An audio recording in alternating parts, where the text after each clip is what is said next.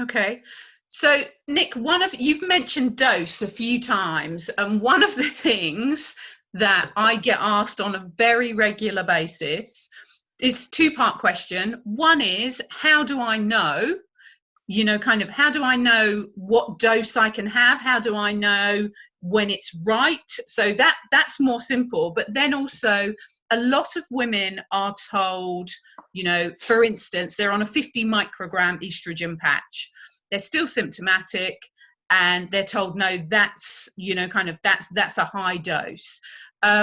Could you talk a little bit? And I know that you can't talk about I know that you have to talk very generally, but could you talk a little bit about the kind of how to, as a woman, how do we sort of, we can't titrate our own doses, so how do we kind of get the right dose? But also, we often get asked, well, doctors talk about numbers, particularly menopause specialists, like if you're postmenopausal, what is the right level of estrogen? And I know there isn't going to be a single answer to that, but could you kind of talk a little bit around that?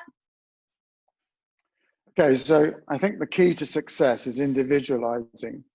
And I always say, first treat the patient, not the result. So the best judge of whether a hormone therapy is working and is the right dose is that individual has full alleviation of their symptoms without any side effects. So if you've got that, then you don't really need a blood test to tell you that you're on the right track. Yeah. A blood test is helpful, I believe, where you've started somebody. Okay, so the current thinking is it's better to start with lower doses. Yeah. And then increase the dosage if required to achieve the full benefits. In the past, we used to start with doses, I think, that were too high.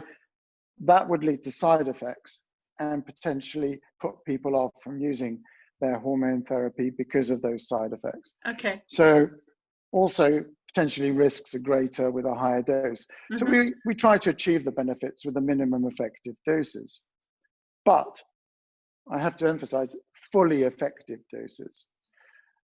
So what we do is we start with a modest dose to begin with, and review the situation usually at around 12 weeks because you expect the maximum benefits by then.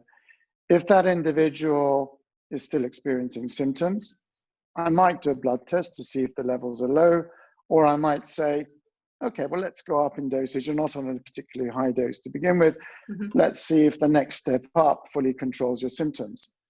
If I start somebody on a dosage and they come back and they say, oh, I'm experiencing nausea, breast tenderness, fluid retention, just feel uncomfortable.